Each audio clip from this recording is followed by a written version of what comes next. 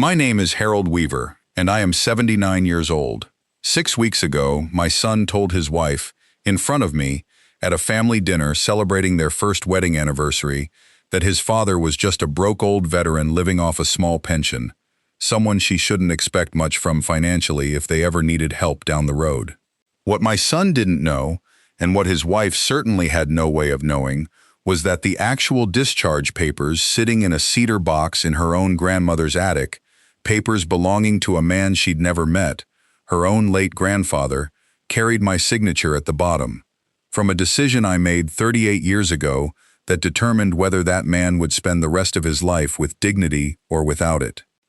If you've ever been quietly written off as insignificant by someone who never bothered to ask about your actual history, stay with me until the end. This story isn't about proving my son wrong for underestimating me. It's about the strange, quiet way the past sometimes reaches forward across decades to connect people who never knew they were already tied together.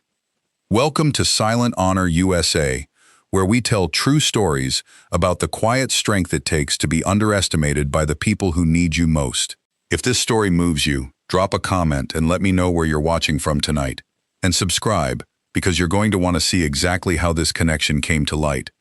I need to tell you who I was before I tell you about that dinner table, because otherwise a simple set of discharge papers won't carry the weight they're actually supposed to carry. I enlisted in the Army in 1965, 18 years old, out of a small town outside of Tulsa, Oklahoma, and I served 2 tours in Vietnam before returning home in 1969, physically intact but carrying, like so many men of my generation, a particular weight I've spent the following 5.5 decades learning how to manage rather than fully resolve. I stayed in the Army after that, finding, in the structure and purpose it provided, something I genuinely wasn't sure I could replicate in civilian life, and I built the remainder of my career over the following 22 years, primarily in personnel and administrative command, work that most people, understandably, find considerably less interesting to discuss than direct combat service, but that carried its own particular, significant weight.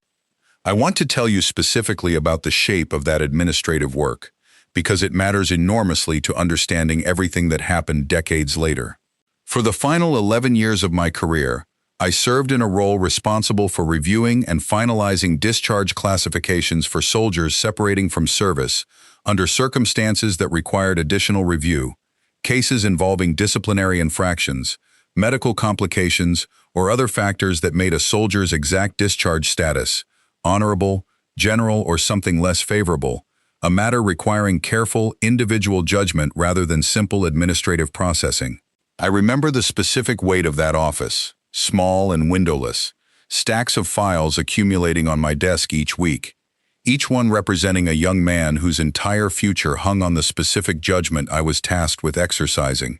Judgment that had to balance legitimate accountability for genuine misconduct against a fair, contextual understanding of circumstances that a purely mechanical review process might miss entirely.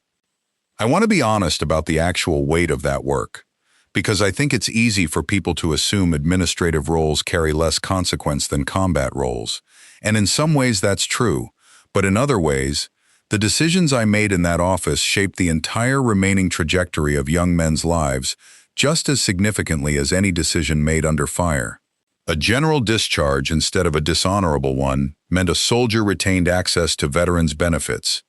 could hold his head up in his hometown, had a genuine chance to rebuild a life that one difficult incident hadn't necessarily disqualified him from entirely. I took that responsibility seriously, reviewing each case with the specific attention I believed those young men's futures deserved, understanding that a signature at the bottom of a piece of paper could mean the difference between a man spending the rest of his life with dignity or without it. I remember specific evenings, staying late at that office long after most of the base had gone quiet, rereading witness statements and medical documentation multiple times, wanting to be certain I was making the correct call rather than simply the convenient or expedient one. I remember, in particular, the specific process I developed for the more difficult cases, a process I never fully explained to anyone, not even the officers who occasionally reviewed my recommendations. I would read through a soldier's entire service record first, not just the incident report that had triggered the review, looking for the fuller shape of who this young man actually was, before whatever single moment had brought him into my office. I would read letters from commanding officers, from chaplains, sometimes from family members who had written in on a soldier's behalf, weighing all of it against the specific severity of whatever incident had occurred, trying to find the honest, fair answer, rather than simply the answer that would generate the least paperwork or the least friction with officers above me who sometimes preferred a harsher classification simply because it closed a file more definitively. I turned down easier, more convenient recommendations more times than I can count, choosing instead the considerably more time-consuming path of writing detailed justifications for more lenient classifications, justifications that had to withstand scrutiny from officers who didn't always appreciate having their initial judgment questioned by a sergeant major working in an administrative office. I retired from the Army in 1991 as a command sergeant major, and I want to be clear that this particular chapter of my career, unlike direct combat, produced no medals, no dramatic stories, simply the quiet, largely invisible knowledge that I'd tried, across those 11 years, to make careful, fair decisions about young men's futures during some of the most difficult moments of their military careers. I met my wife, Ruth, in 1970, shortly after returning from my second tour, and we married the following year. Ruth was a school teacher, patient and perceptive in ways that complemented my own more reserved temperament, and she carried, throughout our 43 years of marriage until her passing, a genuine understanding that certain parts of my career simply weren't meant to be discussed in detail, an understanding she never pushed against, trusting instead that whatever weight I carried from those years was mine to manage in my own time and my own way. I want to be honest that Ruth's steadiness during those years, the specific way she managed our household and, later, our son's questions about my work without ever pressing me for details I wasn't prepared to give, was its own quiet form of partnership, one I don't think I properly thanked her for until much later in our marriage, when the weight of that discretion had settled into something more like a permanent shape between us. We had one son, Gregory, born in 1973, and I want to be honest that raising him, particularly during the years I spent stationed at various postings while continuing that administrative career, created its own particular distance between us, one that I don't think either of us fully addressed until very recently. I remember specific stretches of Gregory's childhood, long hours at that windowless office reviewing case files that I could never adequately explain to him, coming home some evenings carrying a particular quiet weight that Ruth would gently manage on my behalf, offering Gregory some general, age-appropriate reassurance without ever revealing details I wasn't prepared to share, even with her fully. I remember, specifically, Gregory asking me once, when he was perhaps 10 years old, what exactly I did at that office every day, and I remember giving him an answer so vague and unsatisfying, something about paperwork for other soldiers, that he simply stopped asking after that, the way children do when they sense a subject their parent isn't willing to discuss further. Ruth passed 8 years ago, and since then I've lived a quiet retirement outside of Tulsa, close enough to Gregory that I see him and, more recently, his wife regularly, though our relationship has carried, over the years, a particular quality of surface-level closeness without much genuine depth. A pattern I think both of us contributed to in our own ways, comfortable enough with routine, pleasant conversation, but rarely venturing into anything requiring more sustained vulnerability or curiosity from either side. I want to be honest about something that matters enormously to understanding the rest of this story. I never discussed the specifics of my administrative career with Gregory in any real detail. Partly this reflected genuine professional discretion, given that many of the specific cases I reviewed involved confidential personnel matters that weren't mine to discuss casually, even decades later. But partly, if I'm honest with myself, it reflected a broader pattern in how I approached my entire military career with my own family, a tendency to discuss it only in the vaguest possible terms, letting Gregory absorb a general, largely unremarkable understanding of what I'd actually done across 26 years of service. Gregory grew up, as a result, with a fairly thin understanding of my career, knowing I'd served in Vietnam and then continued in some kind of administrative capacity, but never developing any real curiosity about the specifics. An understandable gap given how little I'd ever volunteered to fill it. He built his own career in commercial insurance sales, a field with its own visible, measurable markers of success. And he married his wife, Ashley, about a year ago, a woman I'd genuinely come to like during their courtship and the early months of their marriage, though our relationship remained, by necessity, still relatively new and developing. I want to be fair to Gregory here, because it would be easy to paint him simply as unkind, and that isn't the complete picture of who he actually is. He's been, in most respects, a devoted son, someone who calls regularly, who has always expressed general respect for my service, even if that respect was built on a considerably thinner understanding of the specifics than either of us, I think, fully realized until recently. What I've noticed, though, particularly since his marriage to Ashley, is a certain pattern in how Gregory discusses my financial circumstances, an assumption, unspoken but increasingly evident, that a retired command sergeant major living on a military pension necessarily meant modest, unremarkable financial resources, an assumption that had never once been directly tested against my actual situation, simply because the topic had never arisen in a context that required correction. 6 weeks ago, we gathered for a dinner celebrating Gregory and Ashley's first wedding anniversary, hosted at their home, a warm, genuinely happy occasion that I found myself enjoying considerably. Watching my son build a life with a woman who seemed to bring out real warmth in him, the two of them clearly still in the comfortable, affectionate early stage of a marriage that felt genuinely promising. Ashley had prepared the meal herself, a detail she mentioned with evident pride, and the early part of the evening moved warmly, conversation drifting between their recent home improvements and plans for an upcoming vacation. About halfway through the dinner, the conversation turned, as these conversations sometimes do, toward long-term financial planning. Ashley mentioning that she and Gregory had recently begun discussing whether to start a family, and what kind of financial support might realistically be available from either side of their extended family if unexpected circumstances arose. A fairly ordinary conversation between a young couple thinking seriously about their future together. Gregory, perhaps not fully thinking through how the comment would land, gestured toward me and said, with a casual, matter-of-fact tone that carried no apparent malice but landed with real weight nonetheless, "Honestly, Dad's just a broke old veteran living off a small pension, so I wouldn't count on much financial help from that side of things if we ever really needed it. Not that we would ask, but just so you understand the general picture." He said it easily, almost affectionately, the way you might mention any ordinary fact about a parent's circumstances, clearly without any awareness of how the comment might land across the table. I sat there, 79 years old, holding my fork, absorbing the particular sting of having my entire financial situation, one I'd actually built with considerable care and discipline over the decades, casually characterized as insufficient to matter, spoken plainly in front of Ashley, a woman still building her own understanding of who I actually was, a woman whose entire perception of her new father-in-law was, in that moment, being quietly shaped by an assumption Gregory had apparently carried, unquestioned, for years.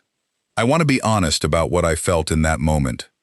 It wasn't primarily anger, though some sting was certainly present. Men of my generation, particularly those who spent careers in the kind of quiet, administrative work that rarely generates recognition, develop a certain capacity to absorb this kind of casual dismissal without much visible reaction. What I felt was something quieter and more specific, a tired, familiar recognition of exactly how completely my own chosen discretion across decades had shaped my own son's understanding of who I actually was and what I'd actually built. I didn't correct him. I simply nodded, made a mild comment about living modestly by choice rather than necessity, and let the conversation move on to other topics, the way these moments often do, absorbed back into the general flow of a celebratory family dinner rather than confronted directly. What happened next, I want to be absolutely clear, was not something I orchestrated in any way. I had no advanced knowledge whatsoever that it was coming, and the specific mechanics of how it unfolded matter considerably to understanding why it carried the weight it eventually did. About 3 weeks after that dinner, Ashley mentioned, during a separate family gathering, that her own grandmother, recently moved into an assisted living facility, had asked Ashley to help sort through some old family belongings stored in her attic. A task that had apparently turned up a cedar box containing personal effects belonging to Ashley's late grandfather, a man named Walter Prescott, who had passed away when Ashley was still quite young, someone she'd only ever known through family stories rather than direct memory. Among the items in that cedar box, Ashley found a set of formal military discharge papers, documents she'd never seen before, describing her grandfather's service and the specific circumstances of his separation from the Army decades earlier. She mentioned, somewhat casually during that family gathering, that the papers included a signature at the bottom from a review officer she didn't recognize, someone named Harold Weaver, a detail she mentioned mostly in passing, curious whether the name meant anything to anyone in the family, given how coincidentally similar it sounded to my own. I felt something cold and strange move through my chest the moment she said that name, a recognition assembling itself before I'd even fully processed the specific details she was describing. "What years did your grandfather serve, Ashley?" I asked, keeping my voice as level as I could manage.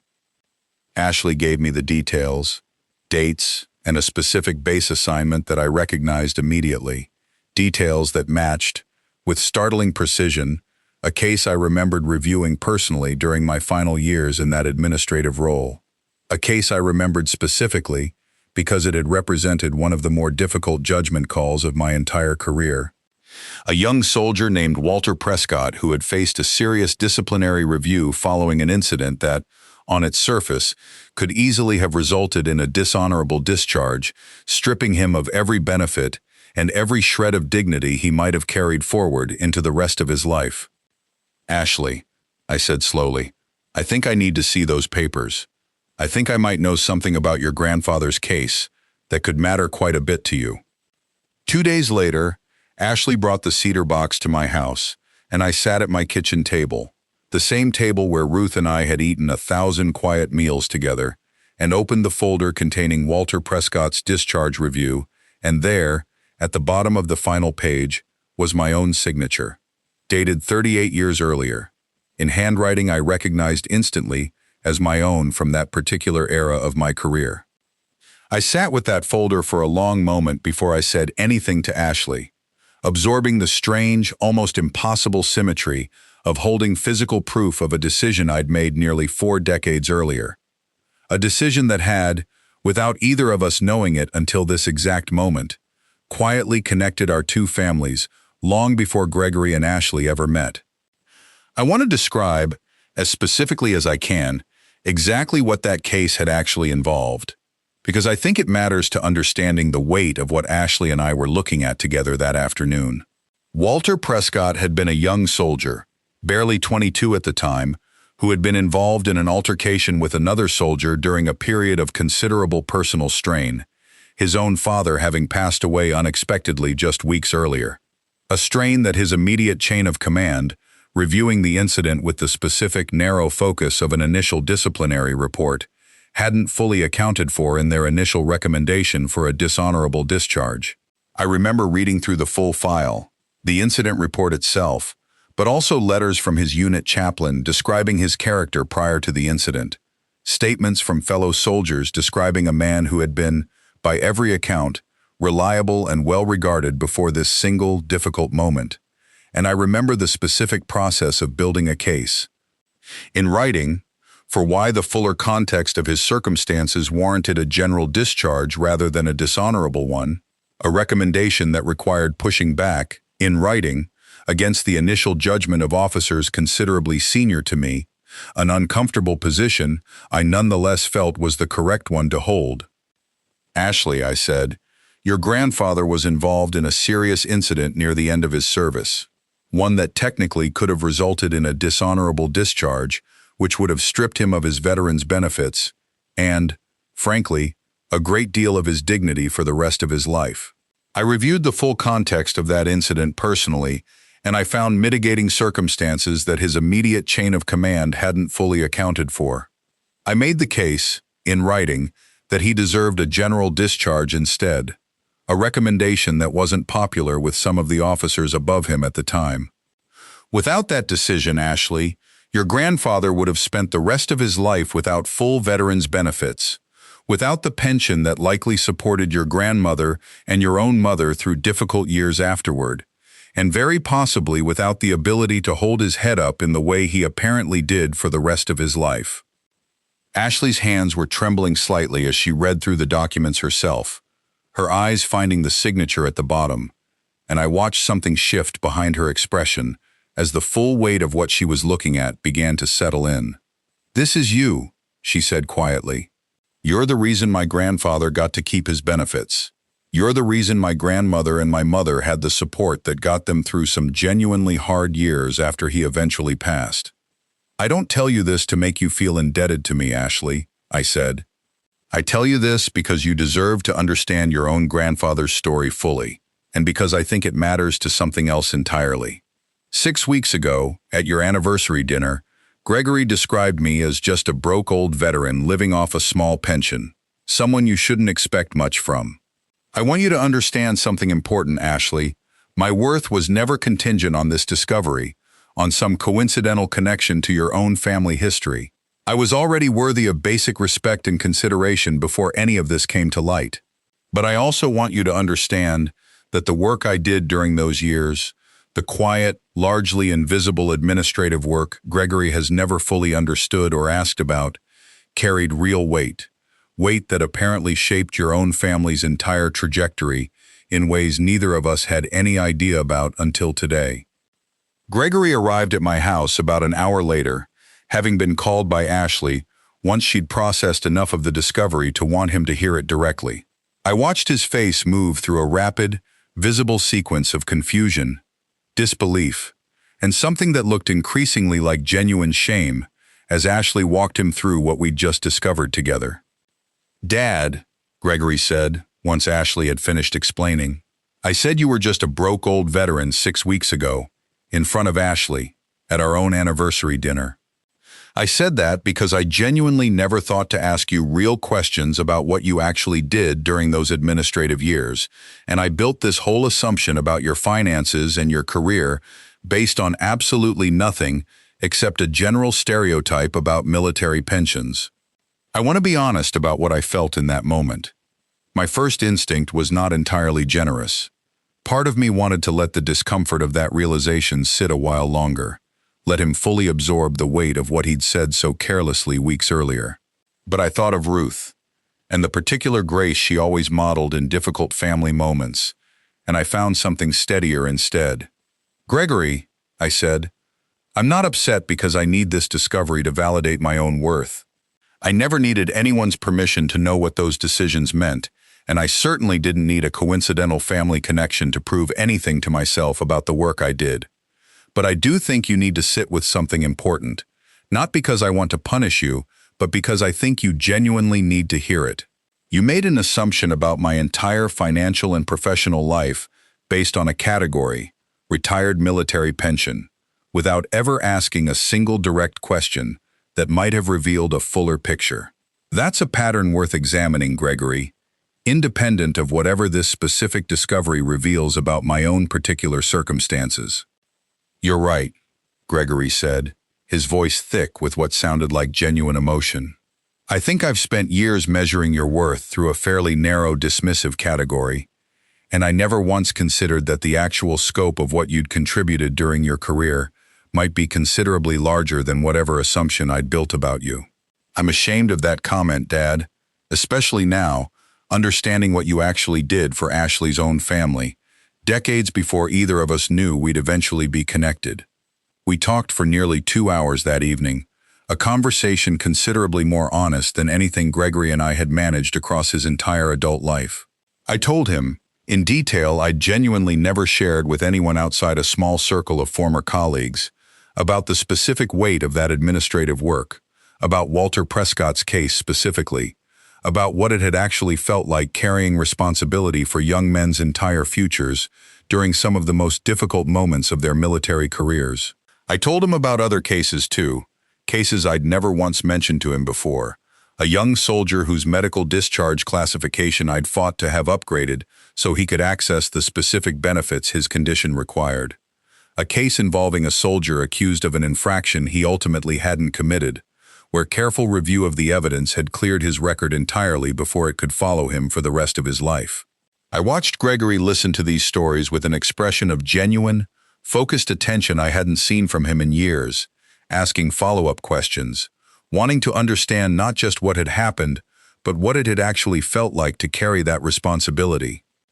I also, during that same conversation, shared something I'd never previously discussed with Gregory in any detail: the specific, careful financial planning Ruth and I had built together over the decades, disciplined saving and conservative investment that had, over time, produced a retirement considerably more comfortable than the broke old veteran characterization Gregory had carelessly offered at that anniversary dinner. I wasn't wealthy in any dramatic sense, but I was, by any reasonable measure, entirely secure, capable of providing genuine support if Gregory and Ashley ever needed it, a fact I'd simply never volunteered because the topic had never arisen in a way that required correction.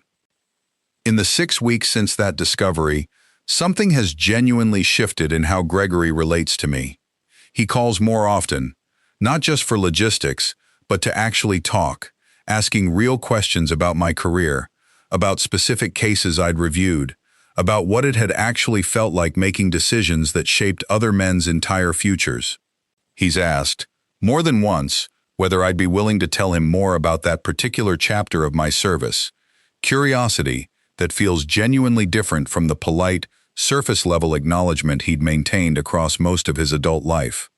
Ashley has become, in her own way, a bridge between us that I don't think either of us fully anticipated, asking me detailed questions about her grandfather, wanting to understand the fuller shape of his story now that she finally had access to it. She mentioned during a recent visit that she'd started researching her grandfather's specific unit and deployment history, wanting to build a more complete picture of the young man behind the discharge papers I'd once reviewed. Details she said had always felt frustratingly out of reach before this unexpected connection surfaced. Ashley's grandmother, once informed of the connection, asked specifically to meet me, and I visited her at her assisted living facility 2 weeks ago, a genuinely moving encounter, an elderly woman thanking me, with tears in her eyes, for a decision I'd made nearly 4 decades earlier that had shaped the entire remaining course of her own life, alongside her husband's. Decades of stability and dignity she'd never fully understood the specific origin of, until this unexpected connection surfaced. She held my hand throughout much of that visit, telling me stories about Walter I'd never known,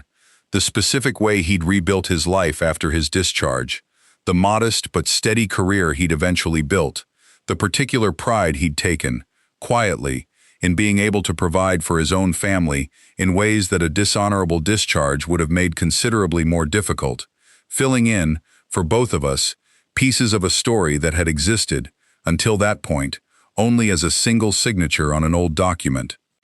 Gregory has also, I've learned, started speaking differently about my career to his own friends and colleagues, describing me now with a considerably more accurate and respectful understanding. Someone whose quiet administrative work had genuinely shaped young men's futures in ways that mattered enormously,